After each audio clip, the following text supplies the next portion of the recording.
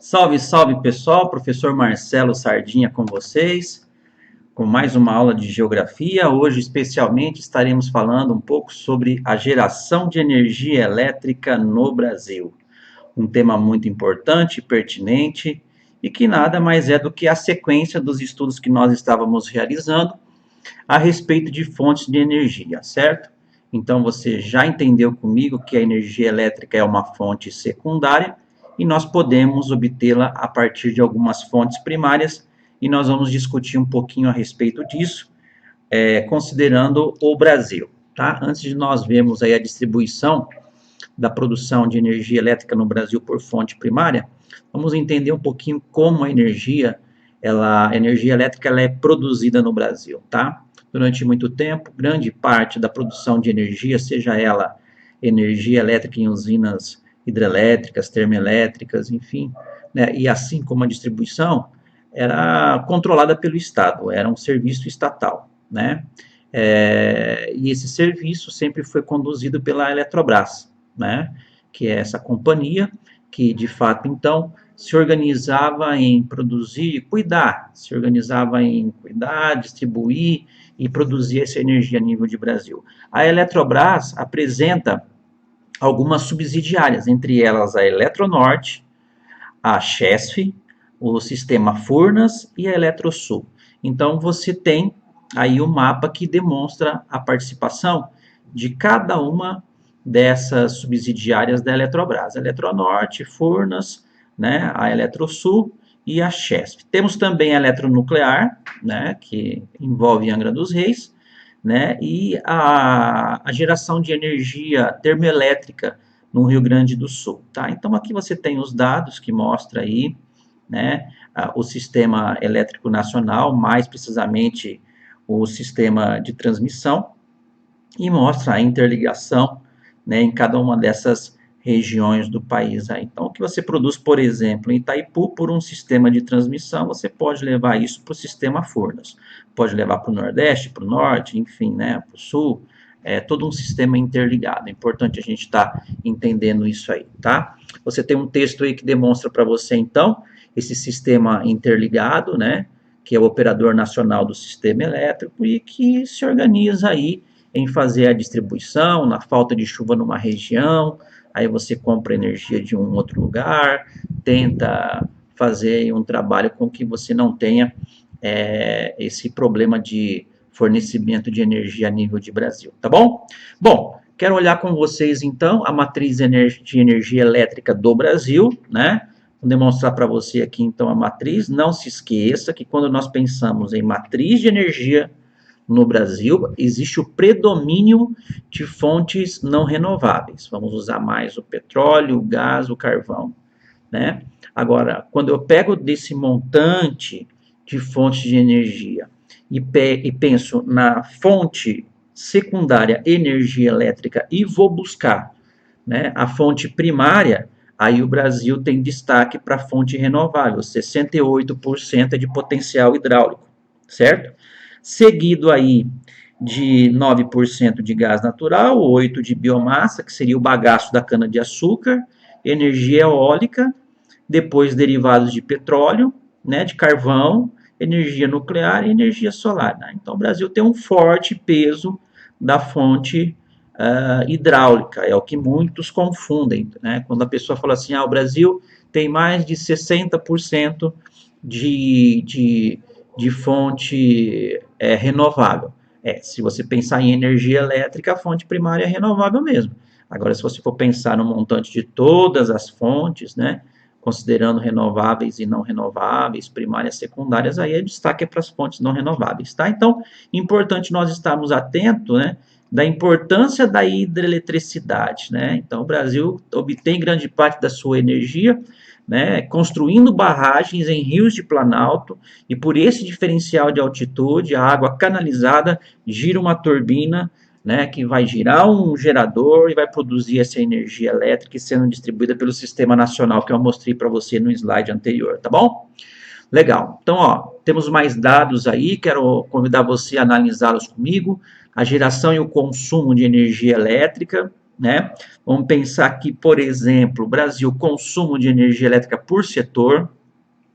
Perceba vocês que o bambambam de consumo é o setor industrial, né? Seguido do residencial e comercial, e outros aqui você pode colocar serviços públicos, o campo e por aí vai, tá? Então, é importante a gente entender que aí o vilão, né, de consumo vai ser geral a indústria. Na questão residencial, o vilão de consumo seria então o chuveiro elétrico, o ferro e o ar-condicionado, tá?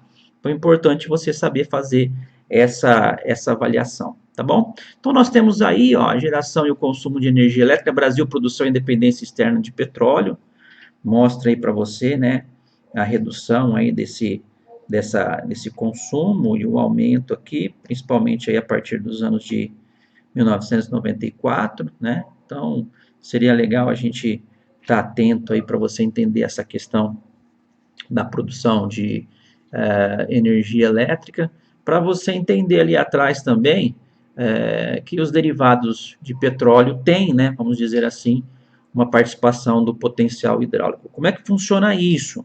Seria usinas termoelétricas a partir de motor a diesel, tá? Nós temos uma importância grande nisso em cidades de pequeno porte, muito distante, com dificuldade de energia elétrica, aí você acaba produzindo energia elétrica por motores que funcionam a óleo diesel, né? Então, aqui eles mostram um pouco essa produção e independência de petróleo, aumentando a partir dos anos, vamos dizer assim, a partir aí dos anos de 1998, né, diminui a dependência e aumenta o consumo interno aí, tá? Só para a gente entender um pouco mais essa questão, tá? Vamos falar um pouquinho sobre as bacias hidrográficas no Brasil e a produção de energia, né? Então, as mais importantes.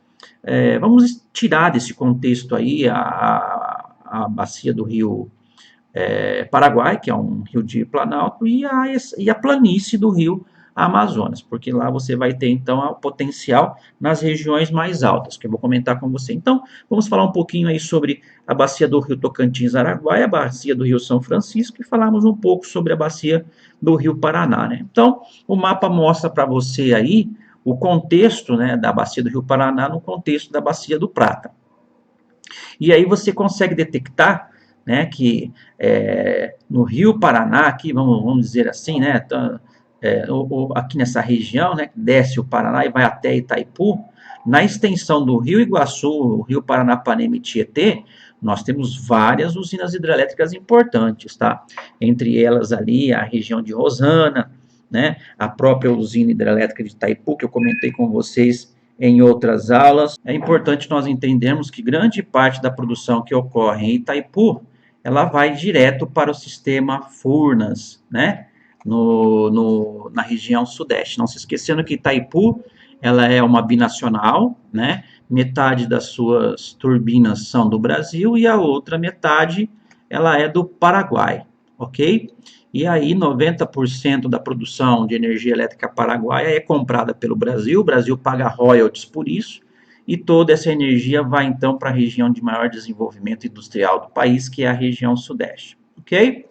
Vamos falar um pouquinho sobre então a bacia do Rio São Francisco, um rio de depressão, que no mapa você consegue detectar, nasce na região de Minas Gerais, né, praticamente em Minas aqui, ó, você tem a região de Brumadinho, Paraopeba, né, quando aconteceu lá o acidente. Já de cara nós temos a usina de Três Marias, depois Sobradinho, né, Luiz Gonzaga, aí temos o complexo Paulo Afonso, que são várias usinas hidrelétricas, e a Xingó. Então você tem um esquema que mostra como é que funcionam as coisas lá, né? E praticamente aí quem ocupa-se em organizar a distribuição de energia elétrica lá é a CHESF, são as companhias hidrelétricas do São Francisco, tá? Então esse rio que é conhecido como Rio da Integração Nacional tem uma importância muito grande no tocante à obtenção de energia, passa por um problema seríssimo no tocante à questão de falta de água, porque em toda a sua extensão você tem água sendo utilizada para obtenção de energia, tem água sendo utilizada para irrigação, e agora mais recentemente, né, água canalizada ali para a transposição, tá? Então é importante nós estarmos atentos aí com essa questão que envolve o São Francisco. Tá? Temos vários movimentos de pessoas que são atingidas por barragens nessa bacia. Eles são bastante ativos na questão de reivindicar os seus direitos, tá bom?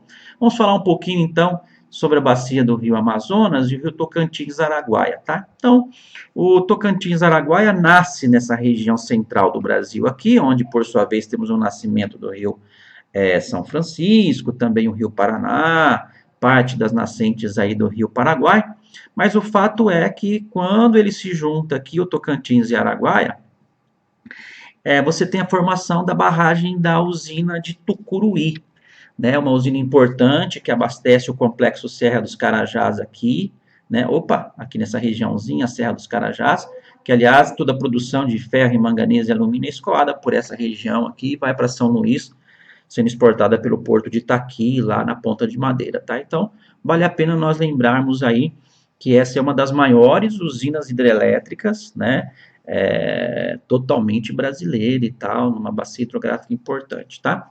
Então, vamos falar um pouquinho aqui sobre a bacia do Rio Amazonas, é a que tem o maior potencial hidroenergético a ser instalado, porque o maior potencial hidroenergético já instalado é a bacia do Paraná. Então, o que você tem que entender?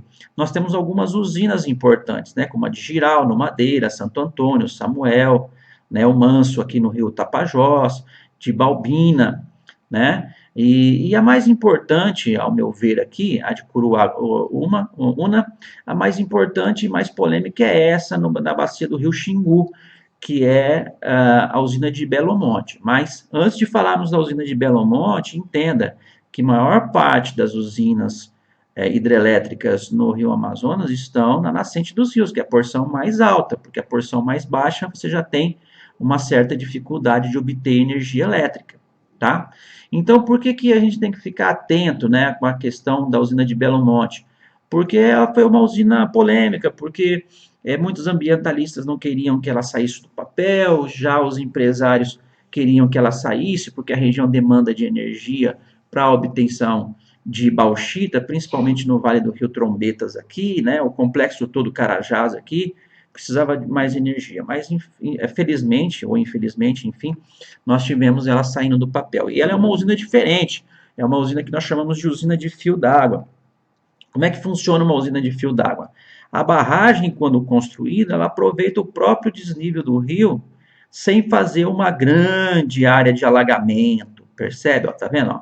O rio vem na sua essência aqui, e aí o que você faz? Você tenta fazer, né, o que nós chamamos aí de usina de fio d'água, né? O impacto ambiental é menor, porque eu já disse para você que produção de energia por hidroeletricidade pode promover alguns impactos ambientais, tá?